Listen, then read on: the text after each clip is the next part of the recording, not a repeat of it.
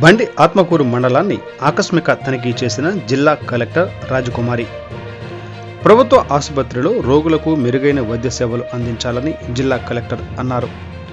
గురువారం మండలంలోని ప్రాథమిక ఆరోగ్య కేంద్రాన్ని ఆమె ఆకస్మికంగా తనిఖీ చేశారు. గ్రామాల్లో పంచాయతీ సర్పంచ్లతో సమన్వయమై మంచినీటి ట్యాంకుల క్లోరినేషన్, పారిశుద్ధ్య చర్యలు వేగవంతం చేయాలని వైద్య అధికారులకు, పంచాయతీ కార్యదర్శులకు సూచించారు. ఆసుపత్రి మందులు, ల్యాబ్ మరియు రిజిస్టర్లను పరిశీలించారు. వైద్యశాల నిర్వహణకు సంబంధించి సిబ్బంది పలు సూచనలు చేశారు. తరువాత మండలంలోని కస్తూరిబా పాఠశాలను ఆకస్మికంగా తనిఖీ చేసి ప్రభుత్వ పాఠశాలలో విద్యార్థులకు మెరుగైన విద్య, బోధనలతో పాటు నాణ్యమైన ఆహారం అందించాలని అన్నారు. అంగన్వాడీ కేంద్రాన్ని ఆకస్మికంగా తనిఖీ చేసి అంగన్వాడీ కేంద్రంలో రికార్డులు పరిశీలించారు.